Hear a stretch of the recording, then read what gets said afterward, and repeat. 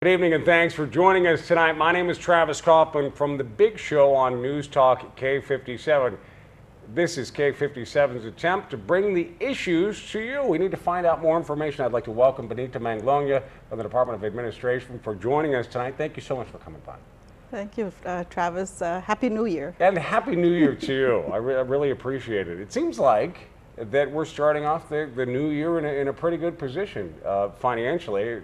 The information that I hear from the governor's office seems to be slowly but surely getting better as far as things like deficit, as far as police officers getting raises, things like that. You had a pretty big year as far as financial benchmarks, yes?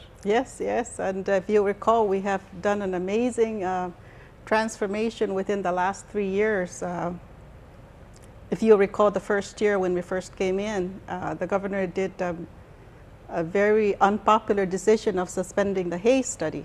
Right. And people thought, well, there it is. It's all downhill from here. Once he gets elected, no raises, hasta la vista. Yeah, but you know, he had a vision in mind that, you know, in order for us to pay our bills, we have to stabilize his government first. So that's what happened.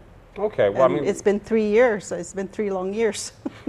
Yeah, it's easy to say. It's Yes. hard to do. And Yes, that's correct. One of those aphorisms in government is that nobody wins elections on austerity, on That's right. austere financial measures. People think, hey, if we cut back, then I'm never going to get a raise. We're not going to hire people in the departments, and we're going to run the government on essentially nothing. But that's not actually what happened. No. Maybe you could kind of walk us through, in sort of a simple sort of way, how, I mean, as simple as you can. I know it's more complicated than this, but how do you take a government that's in so much financial trouble and get them back on the right pace?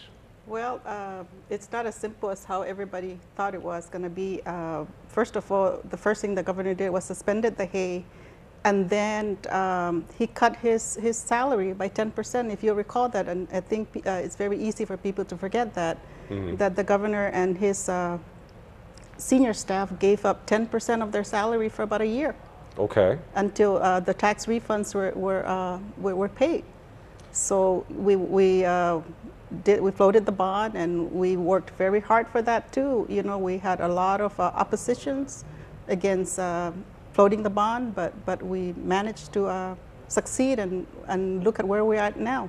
Yeah, during that process, there was one lawmaker in particular that I think was quoted as saying, you know, I'd rather owe the people of Guam than owe the bank. And I think a lot of people are afraid to owe the bank. And it struck me as it's almost like your brother-in-law coming over going, hey, now I can't get a loan, but could you borrow me $100? And it kind of comes off like that. You're still in a bad financial position. It just depends on who you owe. How did switching the debt improve our financial position? Well, we're able to pay off all the tax refunds, and we were able to catch up. And, you know, ask that to the taxpayers, ask that to all the parents, the grandparents, the children that are waiting for that tax refund so that they can pay for their uniforms, they pay for tuition, pay for food. And, you know, we're able to do that. We're able to go and get a very good bond rating. We got an A. And, you know, that translates into a very low interest rate, and we're able to pay the tax refunds. Initially, some of the comments from the business community were reluctant to support the bond as well. Wait a minute, you're going to borrow a bunch more money, refinance this debt, and then I think the concern was that the debt would never pay off, because the government of Guam has tried this maneuver before. We're going to borrow money, and then we're going to be more financially responsible. Well, in the past, we've borrowed money and then spent more money. Well, the thing here is you need to look at the whole picture. It's not only the tax refunds. It's not only you have to look at the vendor payables. You have to look at it in a global sense. That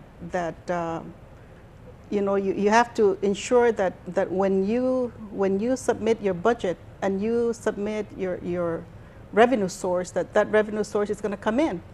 Because if you submit a budget and then the revenue source doesn't come in, and then you appropriate more than the revenue that's coming in, then you know it's going to be a cycle that repeats itself. And that's what we've been doing, saying, okay, we're budgeting this much for maintenance, and then we don't pay the maintenance costs, and we spend that money on something else. That's so then correct. you have the maintenance costs still unpaid, and you've purchased something else even in worse situation. And then the other thing is, what the government of Guam has done over the years is just sort of, they just seem to forget about people they still owed at the end of the year.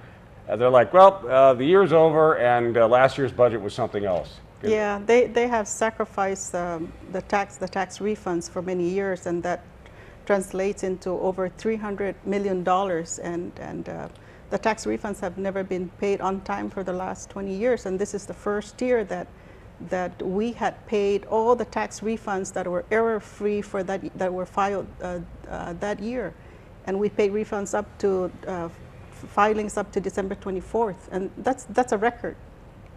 This has never happened. It's never happened before. Now, is our financial position, are we bringing in more money?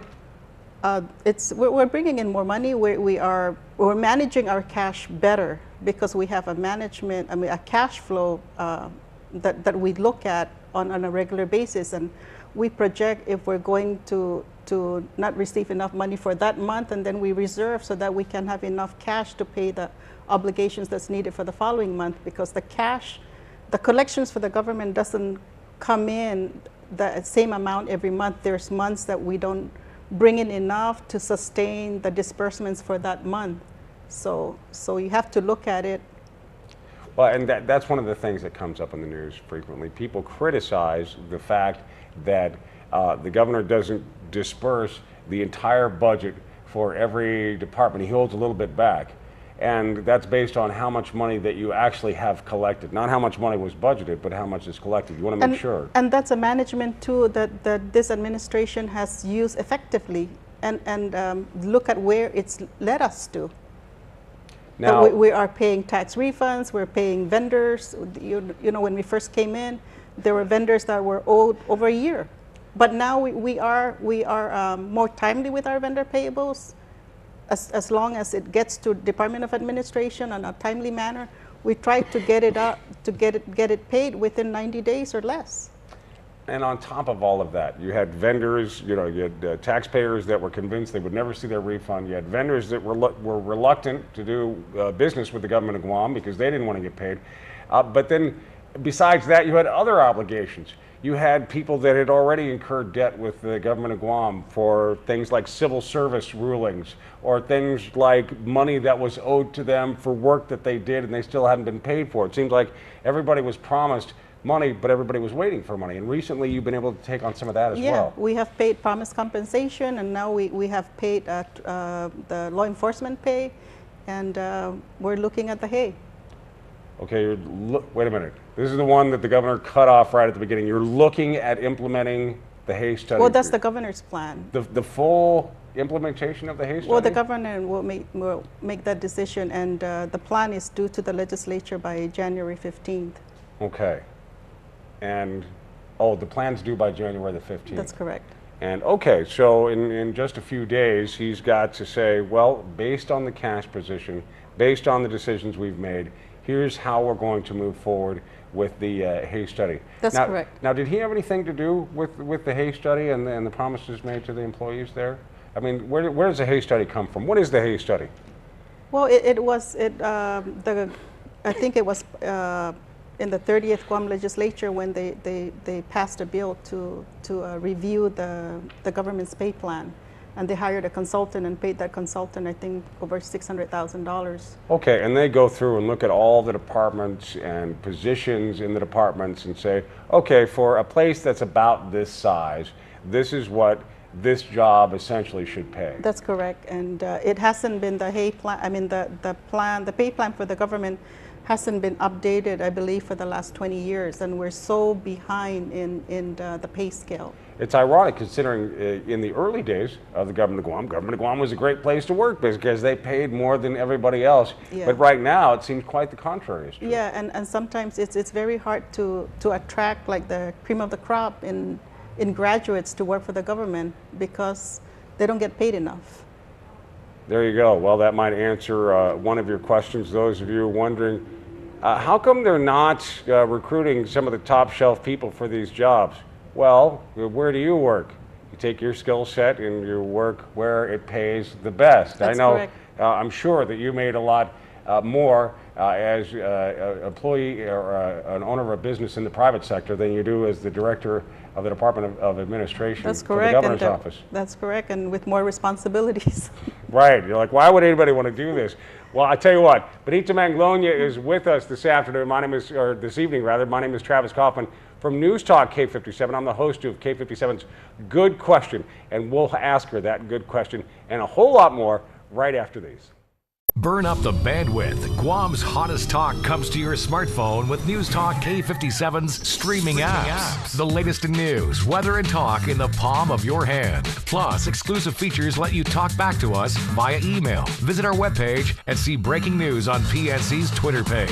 Smartphone users can now download the free app, which will stream all day, every day, and anywhere. Look in your platform's app store for K57 and download it today. Half a day, I'm Frankie Perez. Watch PNC Sports every weeknight on News Now for your comprehensive coverage on local sports. We'll keep you updated on your favorite local athletes here and abroad. Plus, we'll get you the best plays on the plays of the day. And every Friday night, we gather the best of the best and give you the plays of the week. If you're an athlete, we're watching out for you. And if you just love sports, well, we know exactly how you feel. PNC Sports, your lifeline for action on Guam.